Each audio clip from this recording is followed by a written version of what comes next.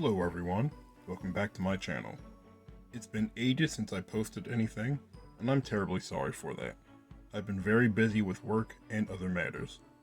I hope that the content that I've posted so far has interested you, and perhaps encouraged you to look into the Kingdom Hearts trading card game. An excellent resource to consider is the Kingdom Hearts TCG Facebook group, where our members discuss different facets of this awesome card game. Now, I've posted several types of videos on my channel so far, including trade videos, pickups, and deck profiles. As per the request of the Facebook group, I'm very excited to showcase my second deck profile on the channel. Without further ado, let's get into it. Now, as I did with the World Racer deck, I'll start the profile with the player card. For this deck, I'm running the Japanese exclusive Level 0 Santa Sora promo. He has 8 HP to start, with 2 attack and 1 magic, and an effect that reads, add the number of friend and magic friend cards in your friend area to your attack value. In theory, if you can swarm your friend area with lots of cards, then you can boost your attack to a high level. I run 12 level 0 and 7 level 1 friends in this deck, so filling my friend area isn't an issue. Of course, monster level 1 hinders that strategy, so that's something to be mindful of if you'd like to build this deck yourself. That's not too much of an issue though, because swarming is not the main strategy for this deck, and you'll see what I mean as we examine our friend cards. Starting with the level 0s, we start with a full playset of Eeyore. Eeyore has -1 attack and no magic, and he has a come into play effect where your opponent must show you their hand. Some people may note that he shares the same effect as Abu level 0 from Light and Darkness. I choose to run Eeyore because he fits the aesthetic of this deck much better. While Eeyore's effect is okay at best by itself, his true strength is his synergy with the other cards in the deck. Now the next friends in the profile are 3 Rabbit level 0. He has another come into play effect where he searches your deck for a Winnie the Pooh or a Tigger card, and you may choose to shuffle your deck. Now, according to the translations, it may actually be that he has to shuffle. I can't imagine a search card that doesn't have a shuffle associated with it. Rabbit is an auto include in the deck, as he can search for your Winnies and Tiggers, both of which I run. In the event you don't have Rabbits, you can run Piglet level 0, although he needs to be discarded from your friend area for his search effect to kick off. Speaking of discards, both Rabbit and Eeyore also make excellent discard fodder, as their effects are come into play and you usually don't use them for anything else. Now I also run 2 copies of Rue level 0 from Light and Darkness. He has a -1 support and no magic, and an effect where all Tiggers in your friend area get +3 support value. He's an adorable tech card that boosts one of the best friends in the deck. You can run him at 1, but I find having the second copy increases consistency. One important thing to note about Rue and the next card in the profile is that while they are 100 Acre Wood characters canonically, they are not considered 100 Acre Wood friends because they lack the world icon. The last level 0 in the deck is Winnie the Pooh, level 0, at 3 copies of course.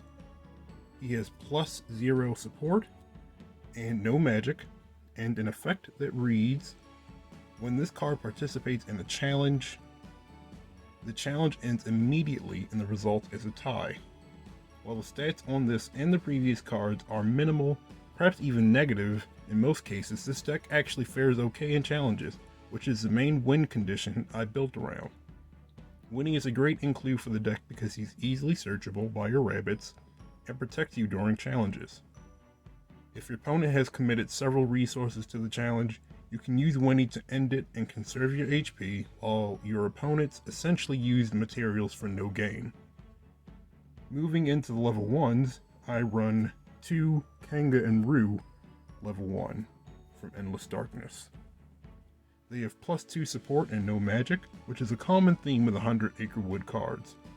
They have one of the most unique come into play effects in the entire game, where you may choose one card from your hand to place under this card unshown.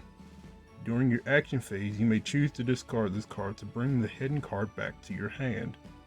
Their effect is very situational, admittedly, but there have certainly been times where I've playtested this deck and hiding Oblivion or another attack card under this card proves to be very beneficial. You can even bluff a strong card under it to make your opponent second guess challenging you. The next level 1 pairs excellently with Eeyore, and that's Pinocchio, level 1. I run 2 copies of him. He has 1 support and no magic, and a neat effect called Liar, where during your action phase you discard him, then name a card. Your opponent shows you their hand, then discards any copies of the named card. Eeyore allows you to see your opponent's hand, and with Pinocchio you can discard at least 1 card 100% of the time when using both cards in conjunction with each other. I've been in situations where I have both of my Pinocchio copies in my hand, and I play my first Pinocchio, discard him. That allows me to see my opponent's hand, and even though the first copy didn't discard any cards, the second copy did because I still gained knowledge of the opponent's hand. This is the main strategy of this deck. Engage your opponent's hand, discard their cards, and then challenge them. I run other cards with hand interactions that boost the strategy even further. The last level 1s in the deck are 3 Tigger level 1. One is a Japanese exclusive tournament promo with 4 support and a come into play effect where you can immediately stand up, jump around, and shout hoo hoo hoo hoo, which is Tigger's signature quote. For sacrificing your dignity, his support value is doubled until he leaves play. 8 support on a level 1 friend is great, and the +3 from Rube puts him at a tremendous +11. Let's go straighten the cards up here. It should be noted that this Tigger does not have a world icon, and thus cannot benefit from effects like 100 Acre Wood level 1, and he's a promo, so you can only run 1 copy of him in any given deck.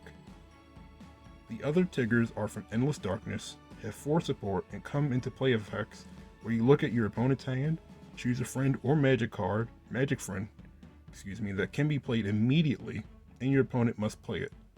Another form of hand disruption, this card is surprisingly good at forcing opponents to play cards they want to hold onto, particularly magic friends. I playtested this deck against another deck that has Stitch level 1, and after bringing Stitch into play, instead of going to challenge and kicking off Stitch's effect, I just ended my turn after playing my world, rendering the Stitch practically useless. Tigger is also great when Monster level 1 is in play, as he can make your opponent discard a friend that's already in play in order to make space for the friend or magic friend he forces into play with his effect. Now I only run 3 level 2s in the deck, and they are all Yuffie level 2 from Break of Dawn. She has 4 support and another come into play effect where she randomly discards a card from your opponent's hand. You can only activate her effect once per turn, but she's an excellent combo extender and much needed power for challenges. I only run 3 level 3s, 2 Goofy level 3, and 1 Sephiroth, all from Piece of Memory. Goofy is draw support, and Sephi 7 support and +3 during challenges makes him a great include for when you need to push for damage. In terms of equipment, I run 2 Kingdom Keys and 1 Sweet Memory.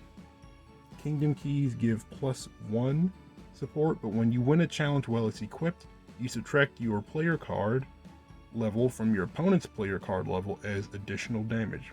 For example, if you win a challenge against a level 1 player, they lose 1 HP from the challenge and an additional 1 HP because of Kingdom Key's effect. Because 1 minus 0 equals 1. Another example is if you're playing against a level 3 player and win a challenge, they lose 1 HP from the challenge and an additional 3 HP because of Kingdom Key. Again, because 3 minus 0, your player card level, equals 3. You don't see Kingdom Key used very often, but in the right deck, it can deplete HP very quickly. The last equipment card, Sweet Memory, which is this card in the middle, is more of a defensive card that offers +0 support and magic, and only player-like cards can equip it. The player who has this card equipped has their attack and magic reduced to 0. When you lose a challenge, for every HP loss, you may discard one card from your hand to prevent its loss. I typically like to equip the Sweet Memory while I'm assembling my friend area or when I'm waiting to draw into my Kingdom Keys. I run 4 attack cards in the entire deck. They are 3 copies of Fairy Harp that reverse attacks during attack values during challenges, and the obligatory single copy of Oblivion. I also run the single copy of the Break of Dawn promo, where both players lose 1 HP. I only run 3 Heartless in this deck, and there are 2 Emerald Blues level 3, and 1 Graveyard level 4, all from Endless Darkness. Each of them have come into play effect where they discard cards from your opponent's hands. Emeralds hit random cards, while the Graveyard, this card in the middle, allows you to see your opponent's hand and pick a card to discard. Last but not least are the World cards. I run 100 Acre Wood, level 0, which is a limit 1 copy per deck, and dark cards cannot be placed on the card. It has a come into play effect where both players must discard their entire hand. Ideally, you want to use a card in your hand before you play this card, but it's arguably the best form of hand disruption in the game. Because I run so many level 0s, I play 2 copies of Destiny Island level 1, which searches any level 0 from the deck. I also run a full playset of 100 Acre Wood level 1. These allow your 100 Acre Wood friends to stay after challenges instead of being discarded, which is great. If this is your current world card, for example, your Endless Darkness triggers become a permanent +4 support, or +7 if Rue is also in the friend area, which is great. The final 2 cards in the deck, I run 1 copy of Destiny Island level 2, again increasing my search options. And then the final world in the deck is a great one. It's 100 Acre Wood level 2 from Endless Darkness. It is a dark limited 2, and at the beginning of your draw phase, if there are no dark cards on this world, gain +1 HP. I've playtested this deck several times, and you would be surprised at how much HP you can gain off this card. I've said it before, but this is genuinely one of, if not my absolute favorite world card in the entire game. Its HP gain means you don't need to run cure cards, which means less problems for more restrictive decks like Sora Aggro Control. 46 cards, everyone. That's the deck profile. I hope you enjoyed this video.